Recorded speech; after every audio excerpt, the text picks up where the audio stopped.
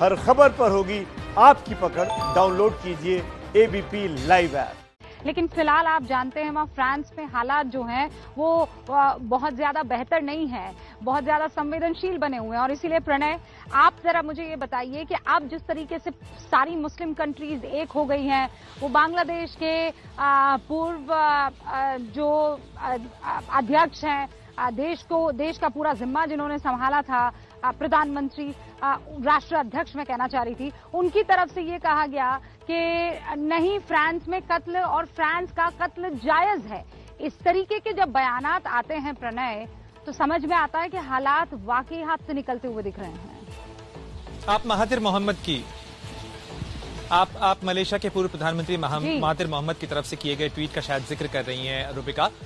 निश्चित रूप से इस तरीके के बयान, इस तरीके की बातों का आना, पाकिस्तान के प्रधानमंत्री इमरान खान की तरफ का बयान, तुर्की के राष्ट्रपति अर्दोगान की तरफ से दिया गया बयान, निश्चित रूप से फ्रांस में जिस तरीके से एक बहस चल रही है, क्योंकि अगर आप देखें 2015-16 के बाद से हमने देखा चार्ली हेब्दो को लेकर जिस तरह से अटैक हुआ है, इसी नीस शहर में जुलाई 2016 के अंदर जिस तरीके से ट्रकर ने कई लोगों को कुचल दिया था, जिसके अंदर 86 लोग मारे गए थे। तो फ्रेंच सोसाइटी के अंदर इस चीज को लेकर एक बहस चल रही है, काफी समय से एक चर्निंग चल रही है। और अगर देखें पिछले कुछ समय से 2 अक्टूबर को फ्रेंच राष्ट्रपति मैक्रों के बयान के बाद से सिलसिलेवार सैमुअल जो टीचर थे उनकी हत्या की गई, उन्हें बीहेड किया गया, ये जो नया हमला हुआ है, ये बताता है कि फ्रेंच सोसाइटी एक क्राइसिस के दौर से गुजर रही है। शायद इस क्राइसिस पे, इस कट्टरपंथ को लेके, जिसको लेके फ्रेंच राष्ट्रपति मैक्रों सवाल उठा रहे थे, एक नई अल्टरनेटिव लीडरशिप जिसका जिक्र भी आप कर रही थी कि एक एक्सेस बनाने की जो कोशिश हो रही है, ये जो सारे अटैक हो रहे हैं, जो सारे सवाल उठ रहे हैं, ये उन देशों की तरफ से उठ रहे हैं। लेकिन जद्दा के अंदर जिस तरीके से फ्रेंच कॉन्सुलेट के बाहर अटैक हुआ है, उस पे सऊदी गवर्नमेंट ने उसे कंडेम किया है और भी देशों ने कंडेम किया। अगर आप भारत की प्रतिक्रिया देखें तो भारत के प्रधानमंत्री ने भी नीस में हुए अटैक की निंदा की है। भारत के विदेश मंत्रालय ने बाकायदा बयान जारी करके इस चीज पर सवाल उठाया है कि फ्रेंच राष्ट्रपति ने जो मुद्दे उठाए थे उन पर पर्सनल अटैक करना कतई जायज नहीं है, क्योंकि इन मुद्दों को एड्रेस करना होगा। ये जो मूल मुद्दे हैं कि एक सामाजिक व्यवस्था में एक देश अपनी व्यवस्था को बनाए रखने के लिए बहुत सारे रूल्स एंड रेगुलेशंस लगाता है, और उसमें अगर कोई भी रिलीजियस ग्रुप है, कोई भी समुदाय है, उसे उन्हीं परिधियों में जो कि वहां की संवैधानिक व्यवस्था है उसके अनुसार ही फलने फूलने काम करने की इजाजत दी जा सकती है। एक्स्ट्रा कॉन्स्टिट्यूशनल अथॉरिटी किसी को भी लेने की इजाजत कोई भी देश नहीं देता है। ये एक व्यवस्था का सवाल है। लेकिन जिस तरीके से, जिसका आप जिक्र कर रही थी कि जिस तरीके से घटनाएं हुई हैं फ्रांस में, ये जो ताजा घटना है, आखिर ये क्या दिखाती है, क्या सवाल खड़ा करती है, ये निश्चित रूप से एक चिंता का सवाल खड़ा करती है। जी, सोमवार को जब हमने मास्टर स्ट्रोक किया था, तब इस बात को समझने की हमने कोशिश की थी। ये तो वही मुल्क है ना। अभी जैसे विजय जी ये बात कह रहे थे कि देखिए हमें बड़े ठंडे दिमाग से सोचना होगा।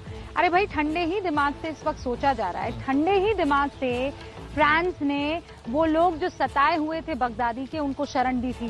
ठंडे ही दिमाग से अपनी सोसाइटी में कहा कि देखिए हमें बहुत टॉलरेंट होना होगा, हम आपकी परंपरा को समझते हैं, लेकिन जब उनकी परंपरा को ना समझा जाए तो क्या होता है। खासकर मैं कट्टरपंथियों की बात कर रही हूँ, और कट्टरपंथियों का अगर आप उनका कंडेमिनेशन करते हैं तो पूरा मुस्लिम मुल्क एक हो जाता है।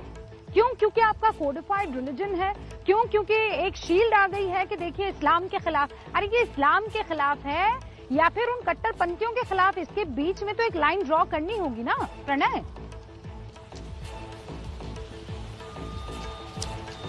बिल्कुल, ये कहाँ जो है नेशनलिज्म की लाइन खत्म होती है, कहाँ से जो है इस्लामोफोबिया की लाइन शुरू होती है, क्योंकि एक नया वर्ड कॉइन किया गया कि जी ये जो सारे सवाल उठ रहे हैं, जो कट्टरपंथियों के खिलाफ या उन्हें रोकने की जो कोशिश की जा रही है, वो दरअसल इस्लामोफोबिया है, ये इस्लाम के खिलाफ है। अगर आप राष्ट्रपति मैक्रों के बयान को देखें तो उन्होंने कहा कि जो इमाम हैं, जो वहां पर रिलीजियस प्रीचर्स हैं, उनकी फॉरेन में ट्रेनिंग को रोकना होगा। फॉरेन इन्फ्लुएंस में हम नहीं आ सकते, क्योंकि हमें फॉरेन इन्फ्लुएंस को कंटेन करना है। हमारी एक फ्रेंच आइडेंटिटी है, उस फ्रेंच आइडेंटिटी के लिहाज से हमें काम करना होगा। हमें होम स्कूलिंग, होम ट्रेनिंग जो है, इस तरीके की स्कूलिंग व्यवस्था की बजाय जो एजुकेशन इंस्टीट्यूशन है, जो एजुकेशन व्यवस्था है, ताकि जो भी वहां से पढ़ के निकले वो फ्रेंच नागरिक बने। ये किसी भी देश का अधिकार होता है। इसी तरीके के सवाल जब भारत में भी उठाए जाते हैं तो इसके ऊपर ही सवाल उठता है कि कहीं जो माइनॉरिटी इंस्टीट्यूशन है उन पर तो सवाल नहीं उठ रहा है, लेकिन ये सारी व्यवस्थाएं, ये एक देश का अधिकार होता है कि वो अपनी किस तरह से संवैधानिक व्यवस्था को बनाने की कोशिश करता है।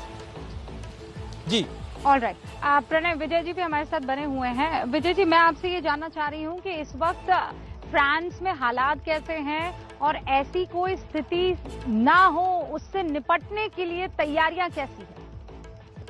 नहीं, ये तो देखिए, आप एजेंसी वालों में से सब देख रहे हैं। यहाँ पे तो विजी पिरात एक नाम की यहाँ पे एंटी टेररिज्म के खिलाफ या कोई भी संकट देश के आ जाए उसकी एक स्कीम होती है, वो उन्होंने लगा दी है। नीस नहीं लगाई है, पूरे देश तक में लगा दी है। रात को कोरोना वायरस का कन्फाइनमेंट, दोबारा लॉकडाउन शुरू हो रहा है। मतलब फ्रांस के ऊपर इल्लत तो बहुत आई हुई है इस वक्त। पर मेरे कहने की जो आपको मैं पहले कह रहा था कि ये बातें आप तब तक नहीं समझ पाएंगे कि जब तक ये ना समझा जाए कि यहाँ पे एक लॉ है, ठीक है, दोनों की तरफ में सच्चाई है। यही मैं कहने की बात हूँ कि एक लॉ है, वो लॉ है कि जाके स्कूल एक ऐसी जगह होनी चाहिए, it should be A temple of learning, कि एक पढ़ाई लिखाई का एक ऐसा मंदिर होना चाहिए। ना तो वहाँ पे मुसलमान बन के आएगा, ना तो हिंदू बन के आएगा, ना तो क्रिश्चियन बन के आएगा, बस पढ़ने के लिए आएगा। तो वहाँ पे जब जाते हैं तो वहाँ पे पूरी आजादी है आपको, जो भी आप डिस्कस करें, ये करें वो करें। वहाँ पर आपको ना आपकी पोशाक से पता लगना चाहिए कि आप कोई रिलीजन से हैं। रिलीजन आपका पर्सनल मैटर बन जाता है, कॉन्स्टिट्यूशन से संबंधित है ये सारी चीजें। दूसरी चीज ये है जो कि विजय जी, मेरे पास वक्त की कमी है, मैं माफी चाहती हूँ विजय जी। मधु मेरी एक सहयोगी जुड़ी है, उनका इनपुट नहीं लेंगे तो ये स्टोरी पूरी तरीके से समझ में लोगों को नहीं आएगी। मधु, मैं चाहती हूँ फ्रांस से रिलेटेड आपके पास जो भी इनपुट और जानकारी है जरा दर्शकों को पहुंचाएं।